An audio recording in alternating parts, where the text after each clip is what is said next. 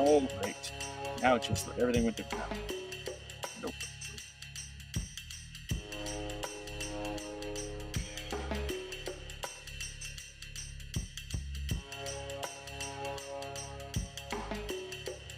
What's going on?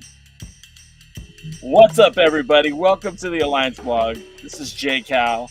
Well, this is the pre-party, and I'm very discombobulated right now. Let's play the theme music. That'll make me feel better. There it is. Welcome. So, what day is it today? Tuesday? Wrong. It's NWA Day. They want NWA? Let's give them NWA. I'm surprised you guys even heard that music. It wasn't playing in the headphones. I was thinking that it might be. My favorite music is grunge music from the 90s. Oh, YouTube can hear me now too, so I guess it doesn't matter. We're having a wonderful day here at the Alliance Blog. Welcome to the greatest wrestling program in the world. Ladies and gentlemen, can I please have your Oh my attention? gosh. Stop what What a you're nerd. doing and listen. Okay, let's party. It's the pre-party with J Cal. What's up, everybody? It's your boy J Cal over here at the Alliance Blog. The pre-party. It's Tuesday, and you know what that means? It means we're talking pro wrestling with your boy J Cal from the Alliance Blog. I already said that, and I'm going to say it again. It doesn't matter. Each and every Tuesday, I come to you to talk about pro wrestling, to talk about the National Wrestling Alliance. And today is no different, because today we're celebrating an anniversary from 7 years ago. Yes, 7 years ago. It was 7 years ago. Your boy J Cal. It wasn't technically 7 years ago because I left a few days earlier, but I flew all the way to Nashville. One of the first times I've ever flown to go to a wrestling show. It was a wrestling show that I felt that I needed to be a part of. It was an event that I felt like I needed to be there to see live with my own two ojos. And it's actually not the first event, because like I had literally flown to a few events, but it was one of the biggest events of the year. In 2018, the National Wrestling Alliance had their 70th anniversary show. Now let's take a few steps backwards, because before, I'm having difficulty speaking right now, so I apologize in advance. Before we get too far into it, the NWA changed ownerships in 2017. 2017 was the last year that Bruce Tharp owned the NWA. He sold the IP, all the intellectual property, to William Patrick Corgan, who started the Lightning One LLC, created this new NWA. Now, of course, the history of the NWA, it continued. The legacy that the National Wrestling Alliance is and has continued through Billy Corgan. There's Billy Corgan, Bruce Tharp, the Pro Wrestling Organization, and all the members of the National Wrestling Alliance before. But essentially what the NWA has always been up until 2012, 2013 was a co-op, a bunch of wrestling promoters working together. And in 2012, when Bruce Tharp took over the NWA, he consolidated ownership into three people, and then later just one.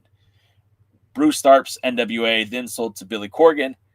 And the first year was interesting, but not a lot was happening. The NWA had almost nothing. They recognized Tim Storm as its world champion. They took all the other belts and made them inactive. So there was no other NWA but what Tim Storm was.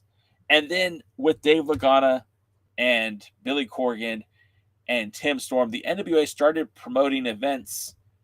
Not really events, but matches. They were only promoting matches, and they were working with David Marquez, the United Wrestling Network, specifically Championship Wrestling from Hollywood. And we started getting Tim Storm appearing at Championship Wrestling from Hollywood with the 10 pounds of gold. He defended the title against Kratos. He defended the title against a very young Zicky Dice. And they were building things up. And of course, the first person to kind of come out and challenge Tim Storm for that 10 pounds of gold was Nick Aldis. And Nick Aldis was known from his time in TNA wrestling as Magnus, and he was a former TNA world champion. He beat Sting for the world title, for crying out loud. And when Magnus came to the United Wrestling Network, he made official that he wanted that 10 pounds of gold. He would win the title December 9th, 2017 in New Jersey at CZW, defeated Tim Storm for the 10 pounds of gold. So it was kind of lackluster. There wasn't a hell of a lot of momentum going on. And in 2018, the big news was that there was going to be a World's Heavyweight Championship match in China. And everyone was excited about this. I was so excited. I booked a flight to China. I was there. I got to see Colt Boom Boom Cabana challenge Nick Aldis for the World's Heavyweight Championship because I was certain. I was sure that was going to be the biggest world title match in the NWA's 2018. But what happened shocked me. It surprised me. And it was that Cody Rhodes, while working with the Young Bucks and basically the Elite, decided to run a pay-per-view that was not affiliated with the World Wrestling Entertainment or TNA Wrestling or Ring of Honor. They did a pay-per-view, and one of the highlights of that card was Cody Rhodes versus Nick Aldis. You guys remember All In? I hope you remember. I'm not telling you stuff you don't know. Cody Rhodes and Nick Aldis, although was not the main event of that night, more people were talking about that match and what that victory meant for Cody. And during that time, you had the Elite doing a YouTube series, which basically was a lot of silliness, but also promoting events that the Young Bucks and Cody and Hangman Page and Marty Scurll and Kenny Omega, what those guys were doing. And then you had the 10 Pounds of Gold series being produced by the NWA, which was focusing on what Nick Aldis was doing. And the two YouTube series started promoting this event about a World's Heavyweight Championship match, a title that Cody's father won, the 10 Pounds of Gold, the NWA World's Heavyweight Championship, with a lineage that dates back to 1948. And so as it progressed, as time continued on, they finally announced that the world title match would happen at All In. It would be Nick versus Cody for the 10 Pounds of Gold. And after some shenanigans involving Cody's wife, Cody would win the World's Heavyweight Championship. Kind of shocked a lot of people. Shocked me because I went all the way to China to see a world title match when I could have just went to Illinois and saw that match. And I kind of kicked myself for not being there for that. But I made up for it by being at the 70th anniversary show. This was the first real big event that was produced by the National Wrestling Alliance. What they did in China was promoted by the United Wrestling Network and Dave Marquez. Of course, the NWA was helping to promote that, but this was the first event that the NWA actually put on. The 70th anniversary show happened at the old Nashville Fairgrounds, the same place that the affectionately was called the TNA Asylum back in the day. And it was so interesting to be at that event live because not only did you have the former NWA world champions like Dory Funk Jr., Jeff Jarrett, Blue Demon Jr., Jax Dane. Who else was in the house? I guess that's it.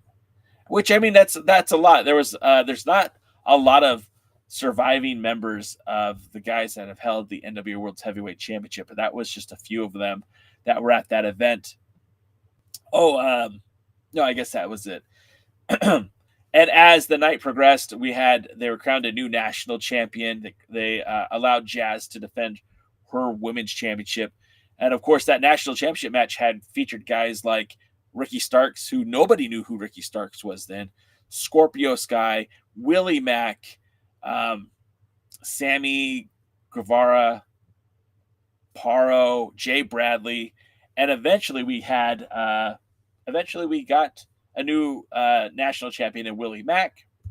Jazz successfully defended her title. Jax Dane made his return to the NWA. It was a cool night. But it was completely topped off by Nick Aldis regaining the 10 Pounds of Gold from Cody Rhodes in a match that was a 2 out of 3 falls that went all over the asylum. They into the concessions. There's popcorn being thrown around. It was one of the greatest moments, I think, in modern NWA history. And I feel like a lot of people really were excited about that. And that match, I feel like, really did help cultivate and push the NWA forward. To create this legacy. And what's cool is I never have anyone watching on Kick, and now we've got a lot more people on Kick. So I'm going to look at some of their comments. Hey, homie, love your streaming energy. Can I see you are not yet affiliated and verified? Oh, okay. Sir Train says, name each generation's wrestler starting from Hulk Hogan. Wow. I don't think that's as hard as you think it is, right? Because Hulk Hogan was the 80s. Then 90s, I would give to Bret Hart. I mean, I guess if we're talking WWE, right? Well, do you give it to Bret Hart or do you give it to Stone Cold? Huh. Or Shawn Michaels. Ah, see, now we're into it, right? Shawn Michaels, Bret Hart, Stone Cold. I wouldn't say The Rock. I think The Rock was more 2000s. Then 2000s, it's definitely like Triple H, The Rock, Stone Cold, Goldberg. Then 2010s is definitely John Cena. 2020, I guess we would say Roman Reigns, right? Noob, what's up, Noob? Yeah, sorry, Sir Train. I can't. I apologize that you're stuck in bot hell, but thanks for hanging out. If I were WW whatever, I would be trying to sign John Bones Jones to a contract right now. Well, I don't know if you're still here, but I did get to your comments, Gigi. What's up, Harley? What's up, everybody? Most of the comments are popping up on our YouTube channel. You guys are more than welcome to keep posting your comments here on TikTok. I'll try to get to them. We do appreciate the likes. I know it's a lot to ask, but if I could get 800 more likes before the end of this live, I would be very grateful for that. All right, now let's talk more about the NWA. Harley wants to know who should fight should The Rock fight John Cena? And absolutely he should. Absolutely he should. I don't know if he's able to. Chris Drummond says, wow, I forgot Penelope Ford worked in the NWA. There was a lot of would-be AEW talent that appeared on that NWA show, right? Because like you didn't have the Young Bucks. Clearly the Young Bucks weren't going to work an NWA show.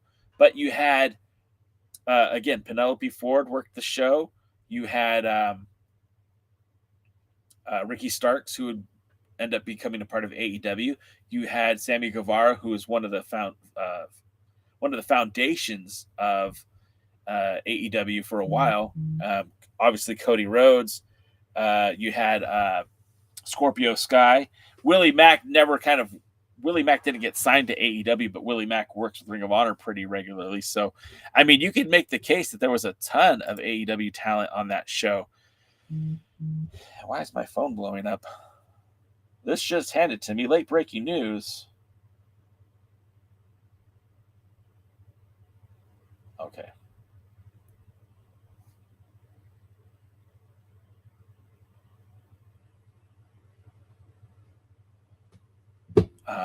But getting back to it, so yeah, that the all-in tie, the elite tie-in, the all-in tie-in to the NWA 70th anniversary show, which literally happened 8 years ago today. Did I say 8? 7 years ago. No. Today's 2025. 8 years ago. Man, now I'm messed up. Now I have to go look, so I apologize. Hello from Argentina. Yes, I do know Giant Gonzalez. He was Elegante in WCW. And I remember him being so big. They kind of put him in the ring with Sid, and he was so much bigger than Sid. Nick Aldis. Why didn't I? Okay. It's fine. It's fine, everybody. It'll be fine. Everyone in the car was fine, Stanley. Okay. So Nick Aldis won the NWA World's Heavyweight Championship on, well, what was the date? It's 2018. So yeah, 7 years ago. There it is. 7 years ago. 7 years ago. All right. That's what I thought. They're still calling me Kevin Owens over on TikTok. I do appreciate, if you think I look like Kevin Owens, hit that like button. Get me to 9,800. That would be amazing. I'd appreciate that. Hello, Kevin Owens from California. I'll take it. It's close enough. It's close enough, to be quite honest. We're getting there. Why is my thing not working? There we go. All right. Rock a Google search, JCal. Yeah, I was trying to do it from memory, noob. And then I did cage match, and it's close enough. How's the neck holding up? Guys, I'm not Kevin Owens. My name is J Cal from the Alliance blog. I have audio too. I can play it. You want to hear it? Here it goes.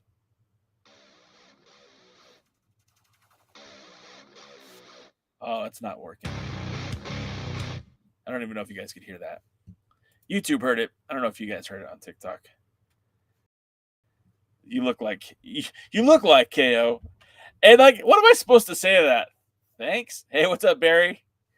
Thanks for telling me I look like a celebrity that I'm not. I jest. I kid. I'm a jokester. Billy, stop ducking CEO Mercedes for the Burke. Could you imagine? All right, let's stop everything, right? Let's stop everything. If Mercedes Moné came in to challenge Natalia Markova for the Burke, for the NWA Women's World Championship, I think I would lose my mind. I think I'd lose my mind. First and foremost, we know there's kind of a strained relationship between AEW and the NWA coming from the Empowered pay-per-view that they did a second night of the NWA annual pay-per-view back at the 73rd anniversary show. So for her to come in to work for the NWA would be wild. Secondly, you know, there are not that many like top prize titles going now in women's wrestling that would hold more value than the NWA Women's World Championship. I mean, we're talking about a title that Jazz held, that Camille held, that Thunder Rosa held, right? That Serena Deep held, and you know, has a legacy that goes back to Fabulous Moolah. And Monet and Moolah, you know, it's all about the dollars. Sometimes I don't even like myself. Barry Cohen says, looking like Kevin Owens is great. I look like a Jay Leno and John Lovitz combo. Mom, I want Kevin Owens. We have Kevin Owens at home. All right, you are Ken Owens, Kevin's older brother. You know what? I'll take it. One time someone said, you look like Kevin Owens' dad. And that made me age like by 3.5 years. And then I shit myself. Don't say that I look like Kevin Owens' dad. That's not cool, guys. It's not.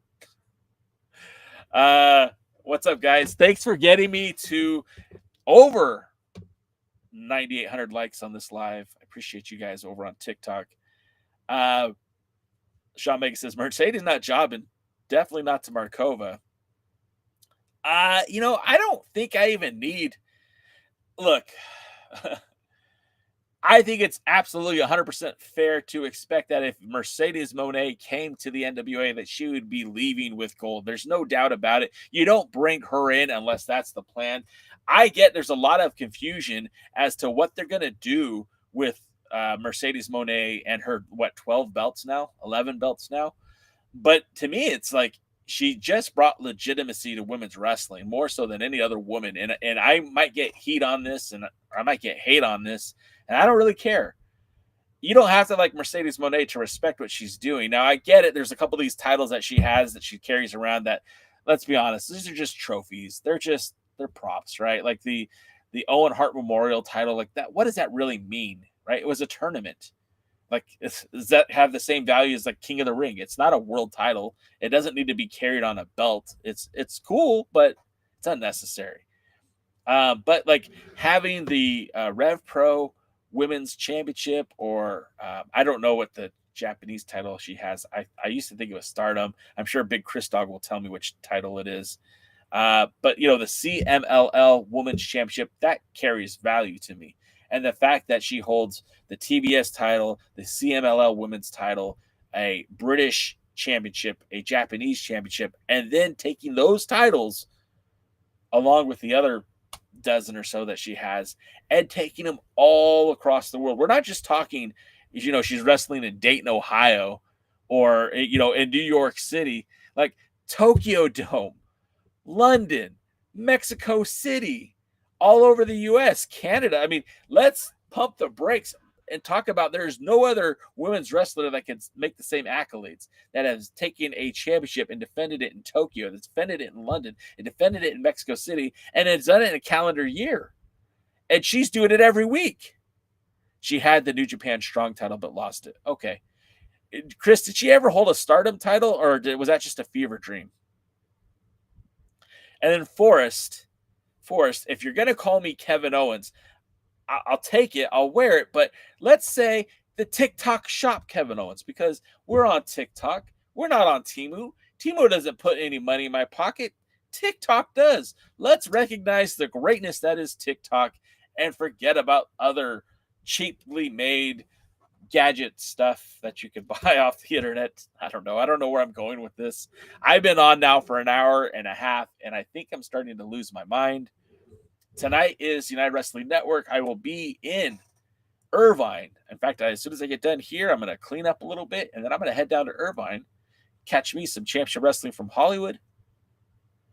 Going to see my boys 5150, Danny Limelight and Slice Boogie, defend the United Wrestling Network World Tag Team Championships against the Krusty Crew. That's going to be a bonkers match. Those guys are going to fly all over the ring. It's going to be hilarious and fun and exciting.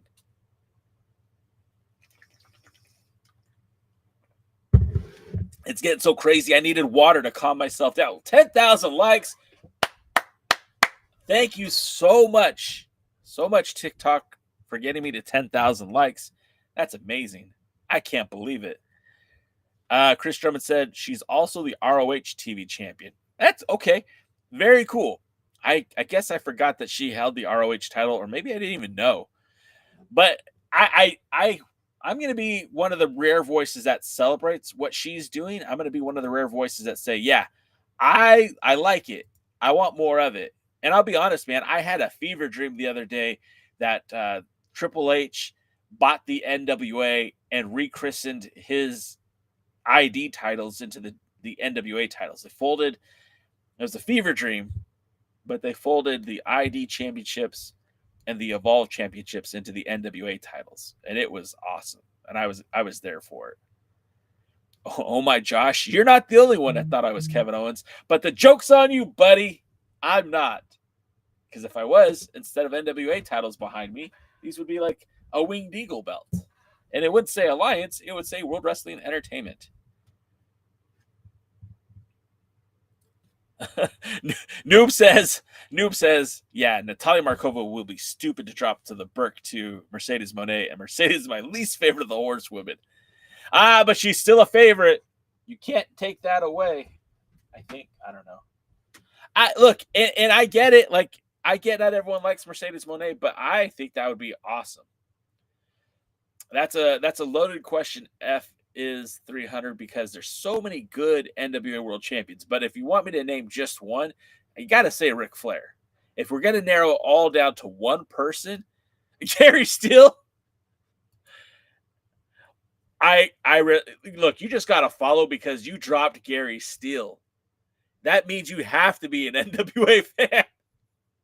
Because nobody says Gary Steele unless they're British or a real diehard NWA fan. So you got the follow. And look, Gary Steele was great. He was okay. I don't hate Gary Steele. I would have loved to see Gary Steele get more run in pro wrestling. I think he walked away. I think he walked away from the sport. Remember, they had that controversial deal where he was still recognized as champion by some promotions, but not by the board of directors. He took the title to the UK, then he came back, and eventually they unified the title, cleaned up the whole mess, and then forgot about it. And then shortly after that, I think the title went to Hashimoto. But yeah, that was during those wilderness years of the NWA, when it was kind of a lawless land. But was he really? F is 300. What do you mean? Oh, it was Nagoya. Okay. Yeah, you're right. And Nagoya took the title, right? And then Hashimoto chased Ogawa, but the one match that they had was like in New Japan, and Ogawa fucked him up, like really beat him up bad. Like a lot of people think he shot on Hashimoto during the match. And then Ogawa basically abandoned the NWA and they crowned a new champion. And Mike Rapata came out winning that title. And then Rapata would lose it to Steve Corino. Actually, Rapata would lose it to Sabu. Short run. Sabu would drop it back to Rapata. I think. Then Corino got the title. Then Corino lost it to Hashimoto. Hashimoto would then lose it to Dan Severn. Severn would be stripped of the title before it went to TNA, where Ken Shamrock would win the title. Then it was Ron Killings. Then it was Jeff Jarrett, I believe. Yeah, and then F is 300. I mean, I love it. I love the NWA talk. So I'm glad you got to follow here because that's what I do is NWA talk. And then the junior heavyweight title is equally crazy. When the title went back to Japan, but they were still recognizing the champion in the States. And Tiger Mask was a champion. Barry says, I've seen some crazy Sora AI matches this week on TikTok. I saw Fred Rogers turn heel. And that's how you know it's fake. Because there's no way that Fred Rogers would turn heel. Bro, who's Mr. America? Ken Patera. He's a first Olympic gold medalist in the WWE. Not gold medalist, silver medalist. Jimmy going to turn on Jay? Yeah, maybe. Although I prefer to be talking about NWA in this hour. Posky, I spent the last hour talking about everything. But this hour, we are talking NWA. We're talking National Wrestling Alliance. His stable should have been the Homeowners Association, where he ruled the neighborhood. That's good stuff, Barry. Nicely done. Getting back to the NWA, this Thursday, guys, we're going to be going over what happened at Swan Part 3. Not as many title changes as I was expecting. There was a lot of stuff that was going on at Swan, and I can't wait to see what happened. We'll just have to kind of wait and see. Thanks for liking the live weekend. When Bruce Tharp was in charge, F-Is, I don't think I know what you're talking about, but keep talking. Maybe you'll jog some memories for me. That was at New Japan Final done. I over that shoot angle. Retro, you're talking about Hashimoto and Ogawa. Yeah, I mean, it was bad. It was really bad. And what's weird is like before I kind of understood that the end. Rewind. I get what you're saying now. Mr. 300. Yeah, that was a weird time. Like that was shortly. The NWA at that point was already being negotiated for sale, and the National Wrestling Alliance did. The transaction happened, and a lot of people were not happy about that. And then the guy, Mr. America, whose name I don't know off the top of my head, but I'm sure you can Google it. I'm sure it's on Cage Match. He gave a replica title to Dave Lagana when they said, hey, we need the property back. He gave a replica title to the guy who was basically producing the NWA at the time. And they had to get the authorities involved. And if that's not the craziest shit I've ever heard, I don't know what is. And then Noob said, is that Rosie Ogawa? No, Noya Ogawa is a former NWA World Champion. And Ogawa, let's see, I'm going to pull it up real quick so I can tell you guys exactly what I'm trying to tell you. Let's see. Let's go. Sorry. Please be patient with me. Okay, so if you go back to the early 2000s, what we were talking about. Okay, so you had Chris Candido. Shane Douglas wins the title after. All right. Hey, Ben, let's go. I'm going to do this quickly. Ric Flair is the last WCW recognized NWA World Champion. In 1993, the NWA finally splits from WCW, or WCW splits from the NWA, however you want to look at it. Ric Flair is no longer recognized as the NWA World Champion. I think they refer to him in WCW as the International WCW Heavyweight Champion. So the title is declared vacant in, like, I want to say like September of 93. It takes almost an entire year before they crown a new champion in the NWA. They finally get a tournament taken care of on August 27th, 1994, which Shane Douglas wins the tournament, defeating Too Cold Scorpio in the finals. In that same tournament was such luminaries as Chris Benoit, and I think Al Snow was also in that. I think Osama Nishimura might have been in it. Anyways, the title is there declared vacant because Douglas throws the belt to the ground. It's almost 3 months later, they finally have another tournament. They crown a new champion, this time without the connection of ECW. This was in the promotion that was called NWA New Jersey, and they crown a new world champion in Chris Candido. Candido has the title for about 100 days. Doesn't really get a lot of love from the NWA. I think he had most of his matches took place in Smoky Mountain Wrestling. Now, he won the title at Dennis Corluzzo's NWA New Jersey, defeating Tracy Smothers in the finals. Defeats Boo Bradley several times for Smoky Mountain Wrestling. In fact, that was the only person Cage Match lists as him defending the title against. And all those matches happened in early January of 95. Then in February 95, he loses the title to Dan the Beast Severn. Now, what was crazy about Dan Severn is he was a legitimate UFC fighter. You guys know this. I'm not telling you anything you don't know. And he was an amazing. He had a breakthrough year in 95. He won the ultimate fight in UFC, which was a class that they used to have. He was on a run, and he would come to the octagon with his with Dennis Corluzzo and Howard Brody, and they would be holding up the NWA World Heavyweight Championship. They would be holding up the Ultimate Fighting Championship. And he was just like a made dude. He was bad. And this was 95.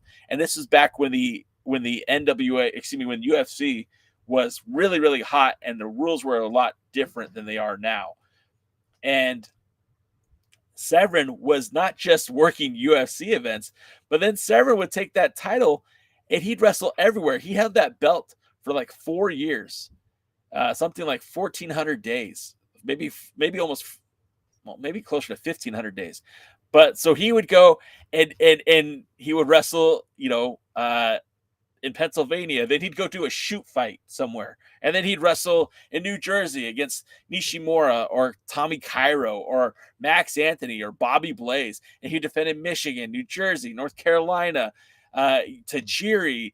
And then he'd go to Japan and fight Tarzan Goto or Jim Neidhart or Al Snow. And he'd go to like all these different places. And then he would go to Malaysia and he'd defend against like Jim Neidhart or the Repo Man or some guy named the Ghetto Blaster. He even wrestled Dory Funk Jr. When Dory Funk Jr. was just in his early 70s, not his late 70s. Like, this was crazy time. Thanks for the rose, Joshua, and thanks for the heart me, Fat Boys a Snack. Appreciate you. He'd fight against Jimmy Cicero, Johnny Paradise, Devin Storm. He's taking the title to Malaysia, Japan, all over the U.S., Canada, back to Japan, wrestling the Great Kabuki, who was well into his late, past his prime. He would wrestle against Leatherface. He'd wrestle Typhoon.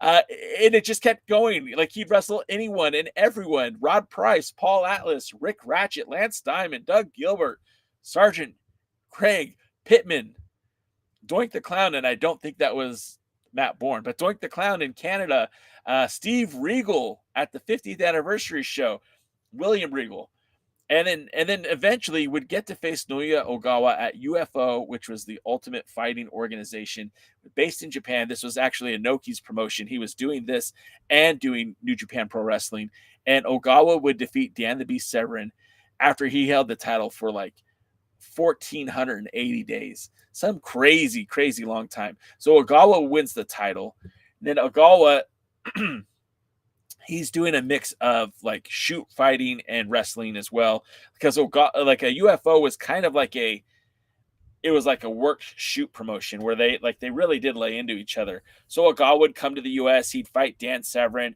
he fought Doug Gilbert, he fought Gary Steele in Japan, Gary Steele from the UK, he fought Biggie Biggs, and then there was a three-way match between Ogawa and Brian Anthony and Gary Steele. Ogawa would take the victory. That puts him, Gary Steele, as a one-time world champion. He's the first champion from the United Kingdom to hold the 10 pounds of gold. And then he had a very short run with it because he would lose the belt to Ogawa just a few days later. But the match was held up, and in some organizations, including NWA Hammerlock, would recognize Gary Steele as the world champion, while others would recognize Ogawa as being a two-time champion. Then Ogawa, on his next run, this was kind of weird because he won the title, he defeated Gary Steele, and then Ogawa would take the belt and kind of like it just went dormant. And Hashimoto was chasing this guy for the title this whole time. And like literally Ogawa was training in Southern California at like, I believe a fighting dojo here. And Inoki came to California chasing Ogawa. It was crazy, man. It was pretty cool. Thanks Party Marty. And hey, what's up, Axolotl Kid? And you're already doing a KO cosplay.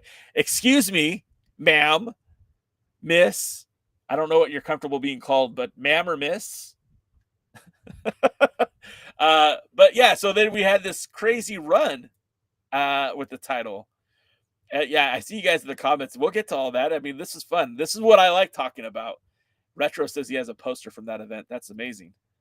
And then, sorry, we'll just keep going with the title reigns, right? So then you had Ogawa, and then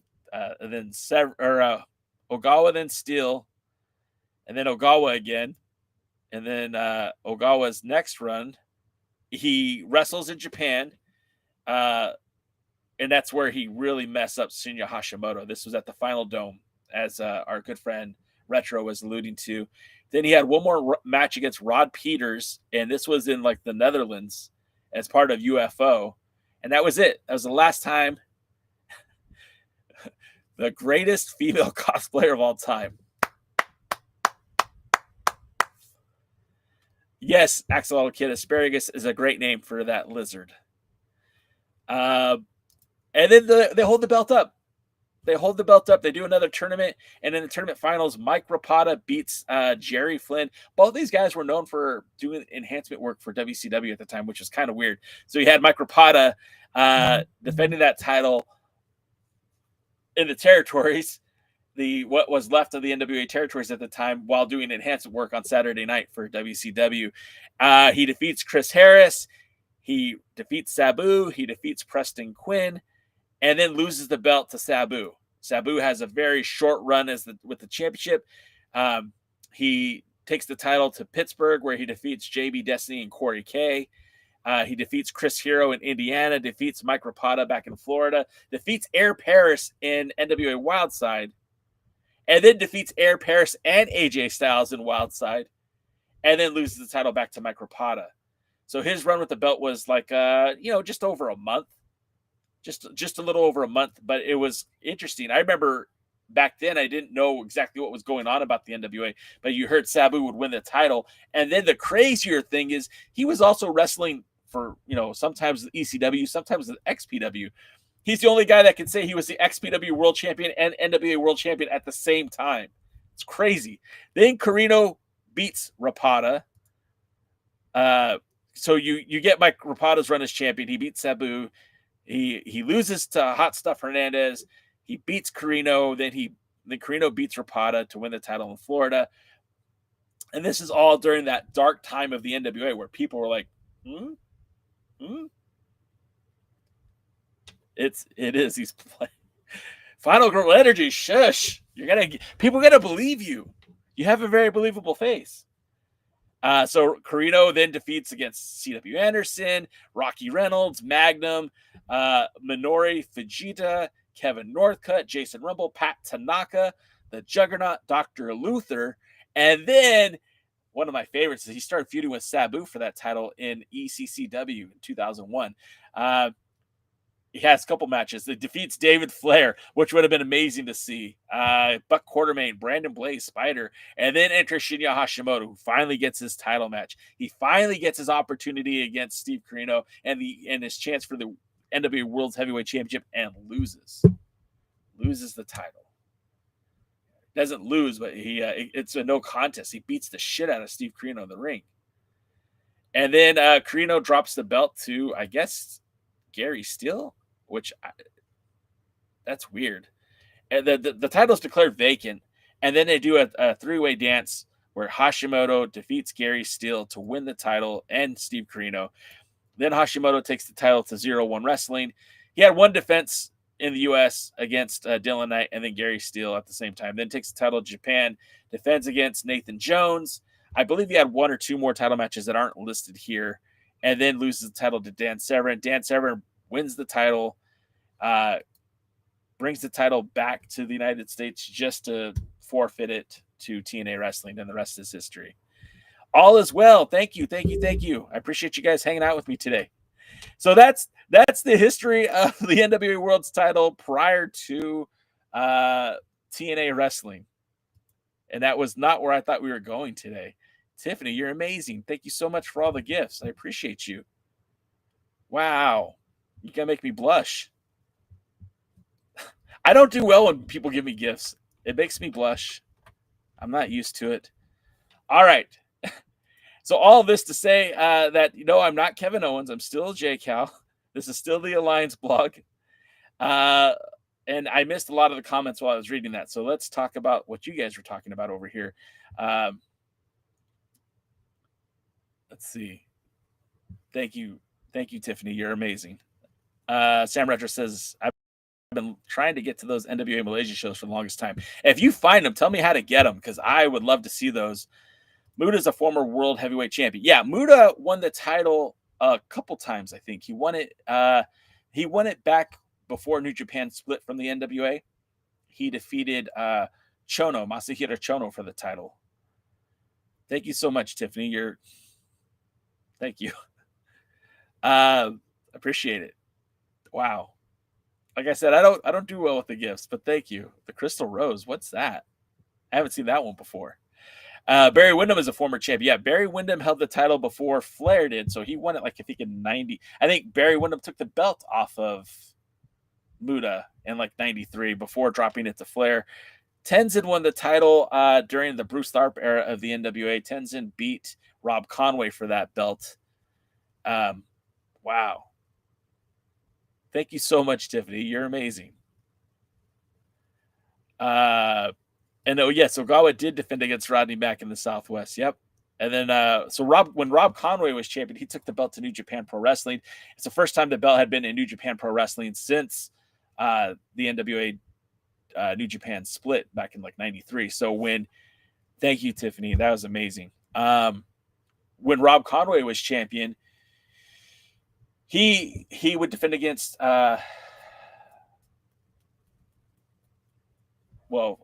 against Tenzin, but also against, I can't think of his name right now.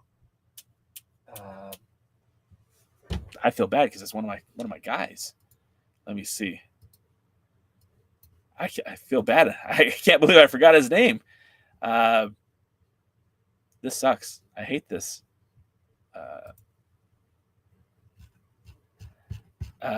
Sorry, I'm stalling because I forgot the name and I don't want to forget it.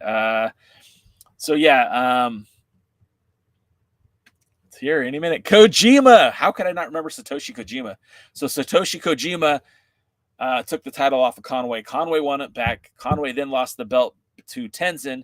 Tenzin ended up losing the title to Jack Stane. Jack Stane lost to Tim Storm. Tim Storm lost to Nick Aldis. Aldis to Cody. Cody to Aldis. Aldis to Trevor. Trevor to Matt Cardona. Cardona to Injury. Trevor Murdoch won the title in a four-way dance, and then Trevor lost it to Tyrus. Tyrus lost it to EC3. EC3 lost it to Tom Latimer. Tom Latimer lost it to Thrillbilly Silas Mason. And that brings us to the world's heavyweight champion. Yes, Tokyo Monster Kahagas was the champion to win the title after Adam Pearce and Colt Boom Boom Cabana vacated the title in Australia. He was the first champion of the International Wrestling Organization's world champion, the Bruce Tharp era. He was the first world champion of the Bruce Tharp era. Hashimoto got screwed in Florida and in Japan. It happened quite a bit to Hashimoto, actually. Josh Edwards says, not going to lie, buddy. Thought you were a KO, but honest mistake won't happen again. Hey, look, there's other times where I'll crash out if you call me Kevin Owens, but we're doing too much NWA talk. I can't crash out right now. Why does it say Timmy? Why didn't anyone tell me that said Timmy this whole time? You guys, you're supposed to tell me these things. Oh, man. Oh, man. Did it update it? Does it still say? There it is. Oh, geez. Let's see. Josh said, I met Colt Cabana once. He was so incredibly nice. Cabana is a good dude. I like Cabana. I liked Colt Cabana.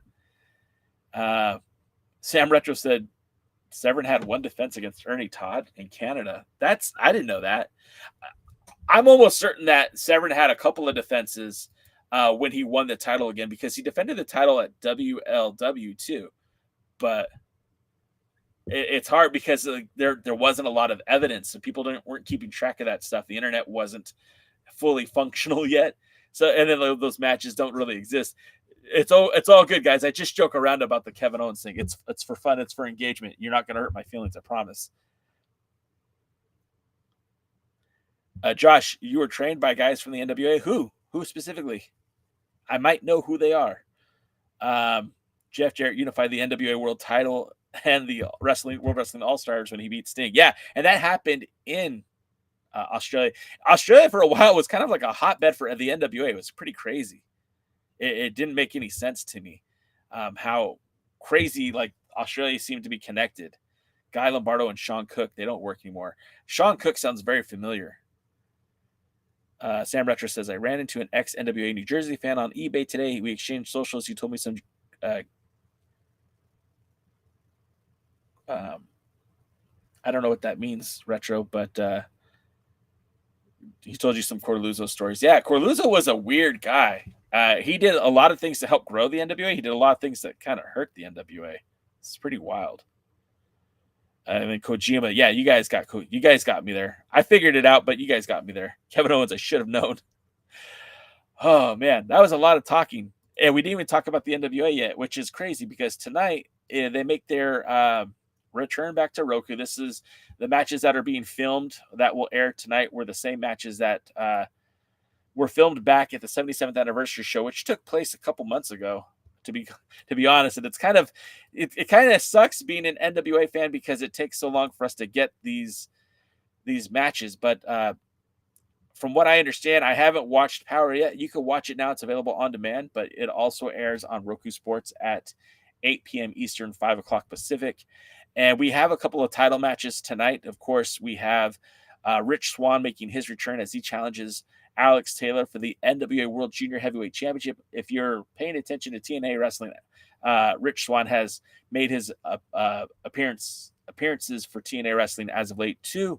So that's kind of interesting to see him, a guy who's working for two prominent promotions in the United States. Bryan Idol defends his television championship against Joe Ocasio. If you're from the Northeast, you know who Joe Ocasio is. Plus, we'll see the Pope. The Pope will cut a promo, and you know there's almost nothing more entertaining than a Pope promo, that's for sure. And a 4 tag team elimination match, Blunt Force Trauma and the Colóns and the SlimeBallz and the masked Zyon and the man called Frank will face off. So, I mean, it's going to be a packed card for sure. If you're not watching POWERRR on Roku, it's absolutely free. You need to sign up for a Roku account. It's free to do that. You just give up your email. You can watch it on your phone via the Roku app. Most smart TVs now have Roku already on it, so you just have to access the Roku app from your smart TV. Or you could do like I do, the old school way, just log on to your PC and go to Roku, and you can find what's happening on Roku. And they have a lot of content available to watch on Roku, not just the NWA. But for all intents and purposes, we're only talking the NWA. Ringside Riley's here. Ringside Riley is a big SlimeBallz guy. I hear they have a good match this week on Power, Riley. You should watch it. Willie Bowen says, I want Big Mama in the NWA. We just saw Big Mama just defended her United Wrestling Network Women's Championship at Gotham Wrestling last week.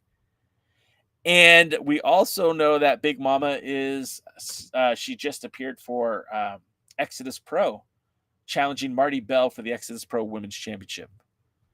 And the Cincinnati wrestling enthusiasts should know exactly what I'm talking about when I talk about Big Mama and matches in Ohio. Josh Edwards said, my local wrestling organization I referee just got a TV deal. We are psyched. Josh, what's the promotion you work for? Plug it. Let's talk about it. Riley goes, go SlimeBallz. Riley, the SlimeBallz won the NWA US Tag Team Championships. I didn't see it, but I know that it happened.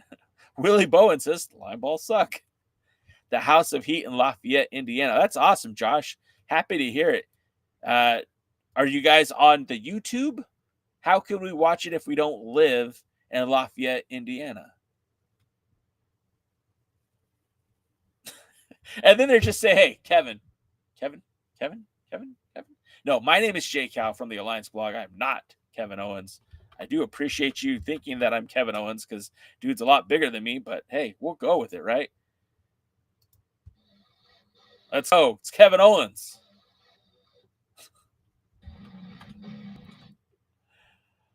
Thanks for the follow, Real Tracy. Appreciate that. He said, bro, I swear you're Kevin Owens. I swear I'm not.